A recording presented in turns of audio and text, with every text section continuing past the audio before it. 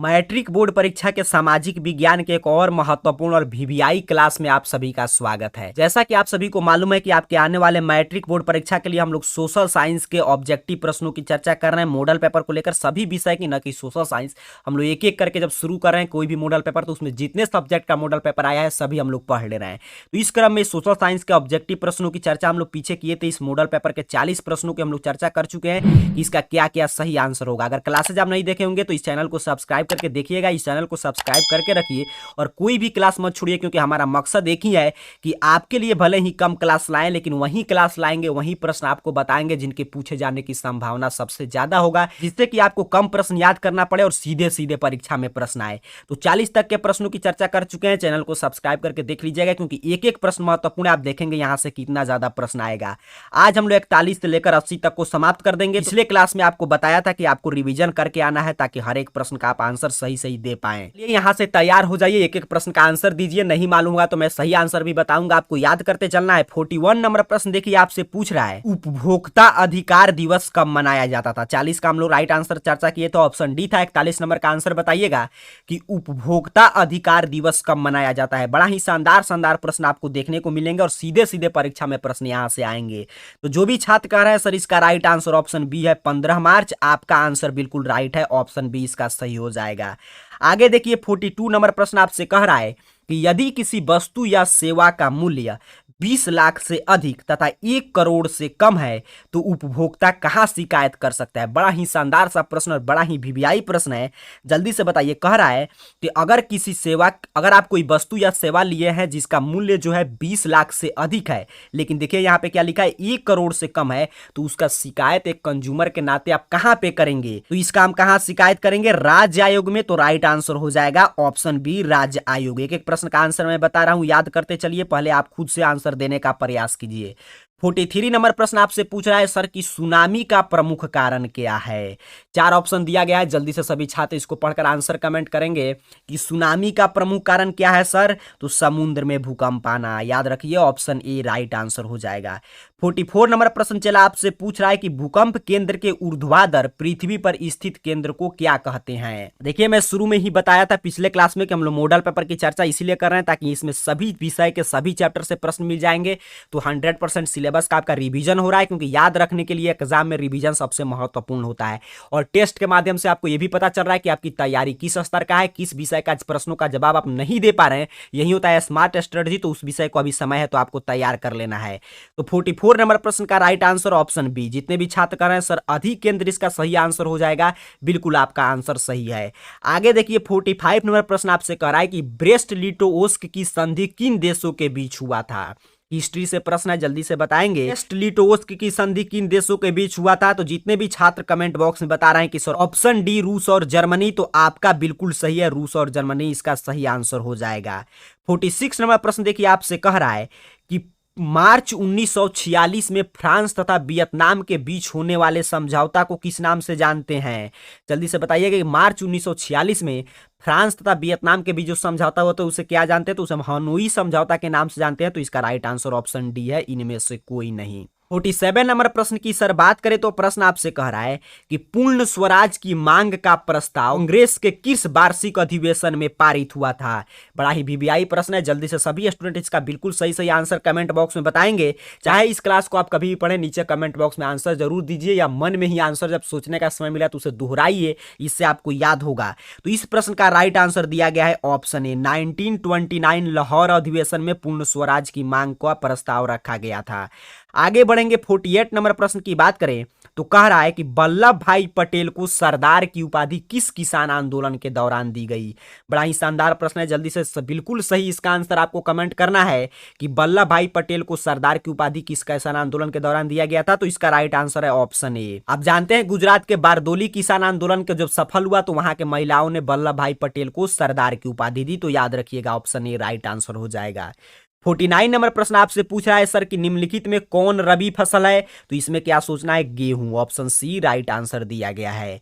50 number प्रश्न पढ़िए और आंसर कमेंट कीजिए। कह रहा है कि Tata iron and steel company की स्थापना कब हुआ था। देखते हैं कितने स्टूडेंट इसका सही सही आंसर दे पाते हैं। जल्दी से आपको बताना है कि Tata iron and steel company की स्थापना कब हुआ था सर। तो ऑप्शन सी 1907 ईस्वी में। याद रखिए 1907 इसका राइट आंसर होगा। 51 नंबर प्रश्न आपसे कह रहा है कि बिहार का सबसे बड़ा नगर कौन है। इसका तो आंसर कभी भी आपको किसी भी परिस्थिति में गलत आंसर कमेंट नहीं करना है। जल्दी से सही सही आंसर कमेंट बॉक्स में बताइए कि बिहार का सबसे बड़ा नगर कौन है सर। पटना। याद रखेंगे ऑप्शन ए काफी छात्रों का कमेंट बॉक्स में आ रहा है। आपका आंसर बिल्कुल सही है, पटना इसका राइट आंसर होगा। आगे बढ़ेंगे 52 नंबर प्रश्न की बात करें तो प्रश्न आपसे कह रहा है कि कुशेश्वर स्थान किस जिला में स्थित है। तो कुशेश्वर स्थान कहां है। दरभंगा। याद रखिएगा ऑप्शन डी दरभंगा इसका सही आंसर है। बड़ा ही महत्वपूर्ण प्रश्न आपको मिल रहा है, इसलिए प्रश्न याद करते चलिए एक एक प्रश्न। 53 नंबर प्रश्न आपसे पूछ रहा है कि वाष्प चलित रेल इंजन का आविष्कार किसने किया। बड़ा ही शानदार प्रश्न, हिस्ट्री से चुन चुन का प्रश्न इसमें सेट किया गया है। सभी छात्र बताएंगे कि वाष्प चलित रेल इंजन का आविष्कार किसने किया था सर। तो जो भी छात्र बता रहे हैं कि ऑप्शन बी जेम्स वाट चला, आपका आंसर बिल्कुल सही है और आपका तैयारी बिल्कुल शानदार चल रहा है। ऑप्शन बी इसका सही आंसर होगा। 54 नंबर प्रश्न आपसे कह रहा है कि मुंबई में प्रथम सूती कपड़ा मिल किस वर्ष स्थापित की गई। जल्दी से बताइएगा कि मुंबई में प्रथम सूती कपड़ा मिल किस वर्ष स्थापित किया गया था। तो याद रखेंगे 1854 1854 ऑप्शन सी राइट आंसर है। आगे देखिए 55 नंबर प्रश्न आपसे कह रहा है कि बोल्शेविक क्रांति कब हुई। जल्दी से बताइएगा बोल्शेविक क्रांति कब हुआ था रूस का। तो इसे हम नवंबर क्रांति भी कहते हैं, तो इसका राइट आंसर हो जाएगा ऑप्शन बी नवंबर 1917 में। 56 नंबर प्रश्न देखिए आपसे पूछ रहा है कि मार्टिन लूथर कौन थे। देखते हैं कितने छात्र इसका आंसर सही सही कमेंट बॉक्स में बता पा रहे हैं। मार्टिन लूथर कौन थे सर। तो जो भी छात्र कह रहे हैं कि सर धर्म सुधारक, तो आपका बिल्कुल राइट आंसर है, ऑप्शन सी इसका राइट आंसर दिया गया है। आगे देखिए बड़ा ही शानदार प्रश्न आ गया पॉलिटिकल साइंस से। सभी स्टूडेंट जल्दी से इसका आंसर बताइएगा। 15वीं लोकसभा में महिलाओं की कितनी भागीदारी थी। बड़ा ही शानदार और रिपीटेड प्रश्न है। जल्दी से आपको बताना है कि 15वीं लोकसभा में महिलाओं की कितनी भागीदारी थी सर। तो याद रखेंगे ऑप्शन ए 10.86%। 58 नंबर प्रश्न आपसे कह रहा है कि निम्नलिखित में कौन केंद्र शासित प्रदेश है। ये तो बड़ा ही कॉमन सेंस पर बेस्ट प्रश्न है, एग्जाम के लिए महत्वपूर्ण वीवीआई प्रश्न है। देखते हैं कितने छात्र इसका आंसर कमेंट बॉक्स में सही सही देते हैं कि कौन केंद्र शासित प्रदेश है। तो जो भी स्टूडेंट कह रहे हैं कि सर इसका राइट आंसर सी है चंडीगढ़, तो बिल्कुल सही है, केंद्र शासित प्रदेश है। तो ऑप्शन सी इसका राइट आंसर होगा। आगे देखिए 59 नंबर प्रश्न लिखा गया है कि बांग्लादेश कब स्वतंत्र हुआ। देखिए सभी प्रश्न में शुरू में ही बोल दिया, बड़ा ही महत्वपूर्ण प्रश्न है। आप एग्जाम देने जाएंगे तो सभी जो भी सीरीज में क्लासेज आ रहे हैं अगर उतना आप याद कर लिए तो इससे कोई बाहर प्रश्न नहीं आएगा। जल्दी से बताइएगा कि बांग्लादेश कब स्वतंत्र हुआ सर। तो ऑप्शन सी 1971 याद रखेंगे 1971 राइट आंसर होगा। 60 नंबर प्रश्न देखिए आपसे कह रहा है कि पटना नगर निगम के प्रधान को क्या कहा जाता है। बड़ा ही शानदार प्रश्न है। जल्दी से बताइए पटना नगर निगम के प्रधान को क्या कहेंगे। तो नगर निगम के प्रधान को क्या कहते हैं, महापौर। पॉलिटिकल साइंस का प्रश्न है, तो ऑप्शन ए राइट होगा। 61 नंबर प्रश्न आपसे पूछ रहा है चला कि विश्व व्यापार संगठन का मुख्यालय कहां है। बड़ा ही शानदार प्रश्न। ये सभी रिपीटेड प्रश्न है। कुछ प्रश्न क्या होते हैं आपके बुक में कि जो किसी साल नहीं पूछे जाते, और कुछ प्रश्न ऐसे हैं जो हर साल के लिए वीवीआई होते हैं। तो वहीं एक कुछ जो प्रश्न है हर साल के लिए वीवीआई, उन्हीं को यहाँ पे एकत्रित किया गया है। आपको बताना है कि विश्व व्यापार संगठन का मुख्यालय कहां है सर। तो जेनेवा में, ऑप्शन ए राइट आंसर है। आगे 62 नंबर प्रश्न का जल्दी आंसर कमेंट करेंगे। 62 नंबर प्रश्न है विश्व व्यापार संगठन WTO की स्थापना कब हुई। देखते हैं कितने छात्रों का आंसर इसका सही आ रहा है। WTO अर्थात कि विश्व व्यापार संगठन का स्थापना कब हुआ था सर। तो ऑप्शन सी 1995 याद रखेंगे 1995 में। आगे देखिए 63 नंबर प्रश्न आपसे पूछा है कि भारत में मानव अधिकार सुरक्षा अधिनियम कब पारित हुआ। बड़ा ही शानदार प्रश्न है। को बताना है कि भारत में मानव अधिकार सुरक्षा अधिनियम कब पारित किया गया था। तो राइट आंसर है ऑप्शन बी, कब हुआ था 1993 में। 64 नंबर प्रश्न पढ़िए और आंसर कमेंट करने का प्रयास कीजिए कि बिहार संपन्न है। बिहार इसमें से किस में संपन्न है आपको बताना है। सीधे सीधे आपके टेक्स्ट बुक से प्रश्न है ज्योग्राफी से। तो बिहार जो है कृषि में संपन्न है। तो ऑप्शन के अनुसार इसका सी जो है राइट आंसर है। आगे बढ़ेंगे 65 नंबर प्रश्न देखिए आपसे कह रहा है कि भारत में कोयले का सर्व प्रमुख उत्पादक राज्य कौन है, अर्थात कि भारत में सबसे ज्यादा कोयला का उत्पादन किस राज्य में होता है।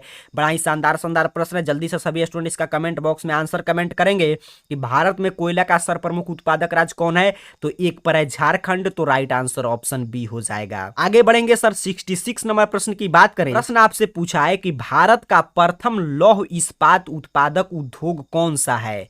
भारत का प्रथम लौह इस्पात उत्पादक उद्योग कौन सा है, तो नहीं मालूम है तो याद कर लीजिए, ये है आपका भारतीय लौह और इस्पात कंपनी।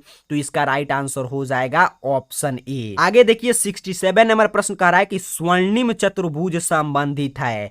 तो स्वर्णिम चतुर्भुज सड़क मार्ग से संबंधित है, तो इसका राइट आंसर ऑप्शन बी पे दिया गया है। एक एक प्रश्न का आंसर मैं सही इसीलिए बता रहा हूं ताकि आपको याद करते चलना है।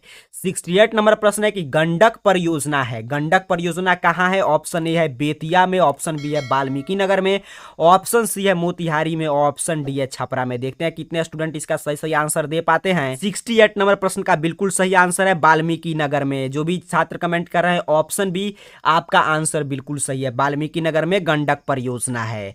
69 नंबर प्रश्न देखिए फिर आपके टेक्स्ट बुक से सीधे सीधे हिस्ट्री से प्रश्न लिया गया है। कह रहा है आपसे कि हिंद चीन पहुंचने वाले प्रथम व्यापारी कौन थे। आपको बताना है कि हिंद चीन पहुंचने वाले प्रथम व्यापारी कौन थे, पुर्तगाली। याद रखिएगा कौन थे सर, पुर्तगाली। ऑप्शन सी इसका राइट आंसर हो जाएगा। 70 नंबर प्रश्न सभी छात्र पढ़ेंगे और आंसर कमेंट करेंगे। प्रश्न आपसे क्या कह रहा है कि सविनय अवज्ञा आंदोलन कब शुरू हुआ। सविनय अवज्ञा आंदोलन की शुरुआत कब हुआ था, यही आपसे पूछा है। तो 1930 में दांडी यात्रा से। तो राइट आंसर हो जाएगा ऑप्शन बी। एक प्रश्न आने वाले बोर्ड परीक्षा के लिए महत्वपूर्ण है, तो आंसर देते चलिए। नहीं मालूम है तो मेरे साथ सिर्फ रिपीट कीजिए, आंसर बार बार याद हो जाएगा। 71 नंबर प्रश्न आपसे कह रहा है कि राउरकेला लोहा इस्पात उद्योग है। बड़ा ही शानदार प्रश्न है, जल्दी से कमेंट बॉक्स में बताएंगे कि राउरकेला लोहा इस्पात उद्योग कहां पे है सर। तो ऑप्शन ए याद रखिए, ओडिशा में। राउरकेला जैसे ही आएगा ओडिशा आपके दिमाग में आ जाना चाहिए। ऑप्शन ए इसका राइट आंसर है। 72 नंबर प्रश्न आपसे कह रहा है कि सामंती व्यवस्था से हटकर किस प्रकार की शहरी व्यवस्था की प्रवृत्ति बढ़ी। आपको बताना है कि सामंती व्यवस्था से हटने के बाद किस प्रकार के शहरी व्यवस्था की प्रवृत्ति में बढ़ोतरी हुआ। तो हुआ प्रगतिशील प्रवृत्ति। तो राइट आंसर ऑप्शन ए सीधे सीधे आपके बुक में है, प्रगतिशील प्रवृत्ति। 73 नंबर प्रश्न देखिए आपसे कह रहा है कि सुदूर संवेदी उपग्रह रिमोट सेंसिंग उपग्रह का प्रयोग किस लिए होता है। तो इसका प्रयोग होता है मौसम विज्ञान के लिए। तो राइट आंसर हो जाएगा ऑप्शन बी, सुदूर संवेदी उपग्रह अर्थात कि रिमोट सेंसिंग उपग्रह का प्रयोग मौसम की जांच के लिए, मौसम विज्ञान के लिए करते हैं। तो राइट आंसर हो जाएगा इसका ऑप्शन बी। आगे देखिए 74 नंबर प्रश्न पूछा है कि निम्न में कौन भूकंप का सर्वाधिक संवेदनशील नगर है। बड़ा ही शानदार प्रश्न है। प्रश्न आपसे क्या पूछ रहा है कि इसमें से किस शहर में भूकंप आने की संभावना सबसे ज्यादा बना रहता है, उसे ही हम बोलते हैं भूकंप का सर्वाधिक संवेदनशील नगर। तो इसका आंसर जो भी छात्र कह रहे हैं कि सर ऑप्शन ए देहरादून, तो आपका बिल्कुल सही है, पहाड़ी क्षेत्र Dehradun. Option A right answer होगा। 75 नंबर प्रश्न देखिए आपसे पूछा है कि निम्न में से किसे पिछड़ा राज्य कहा जाता है। इसका भी आंसर आपको गलत नहीं करना है। देखते हैं कितने स्टूडेंट इसका सही सही आंसर दे पा रहे हैं, कि इसकी तैयारी किस स्तर पे चल रहा है। क्या पूछा है कि निम्न में किसे पिछड़ा राज्य कहते हैं सर। तो ऑप्शन सी बिहार को किसे कहते हैं, बिहार। बिल्कुल सही ऑप्शन आप देख रहे हैं। केरल भी पिछड़ा राज्य नहीं है, दिल्ली भी नहीं है, पंजाब भी नहीं है, तो बचा क्या, बिहार। तो बिहार ही है। 76 नंबर प्रश्न आपसे पूछ रहा है कि भारत में वित्तीय वर्ष कब से कब का होता है। यही पूछा है कि भारत में वित्तीय वर्ष कौन कहा जाता है। ऑप्शन पढ़िए और आंसर कमेंट करने का प्रयास कीजिए। हमारे यहाँ भारत देश में 1 अप्रैल से 31 मार्च तक को हम लोग क्या बोलते हैं, एक वित्तीय वर्ष। तो राइट आंसर ऑप्शन सी पे दिया गया है, याद रखेंगे 1 अप्रैल से 31 मार्च। 77 नंबर प्रश्न आपसे कह रहा है कि कांटी तापीय विद्युत परियोजना किस जिला में स्थापित है। तो कांटी तापीय विद्युत परियोजना मुजफ्फरपुर जिला में स्थापित है। मुजफ्फरपुर के पास एक जगह है कांटी। तो इसका राइट आंसर हो जाएगा ऑप्शन सी। कि आपको याद रखना है, देखिए जो बिहार से प्रश्न वो काफी महत्वपूर्ण रहते हैं बोर्ड परीक्षा के लिए। तो क्या पूछा, कांटी तापीय विद्युत परियोजना तो कहाँ है, मुजफ्फरपुर के पास कांटी अर्थात कि मुजफ्फरपुर राइट आंसर होगा। 78 नंबर प्रश्न कह रहा है फिर आपसे कि रेल वर्कशॉप कहाँ स्थित है। रेल वर्कशॉप कहाँ पे स्थित है सर। तो इसका राइट आंसर जो भी छात्र कह रहे हैं कि सर ऑप्शन ए जमालपुर। तो आपका चला आंसर बिल्कुल सही है, आपका तैयारी बुझिए शानदार चल रहा है। ऑप्शन ए राइट हो जाएगा। आगे बढ़ेंगे। 79 नंबर प्रश्न आपसे पूछ रहा है कि सुनामी का प्रमुख कारण क्या है। पिछले क्लास में भी शायद ये प्रश्न मिला था कि सुनामी का प्रमुख कारण समुद्र में भूकंप आना है, तो राइट आंसर ऑप्शन ए पे दिया गया है। इसी नंबर प्रश्न का तो आंसर किसी भी स्टूडेंट का गलत नहीं होना चाहिए। पूछा है कि सुखाड़ क्या है। ऑप्शन आपको दिखाई दे रहा है, तो आप जानते हैं सुखाड़ जो एक प्राकृतिक आपदा है, तो right answer option a natural disaster हो जाएगा।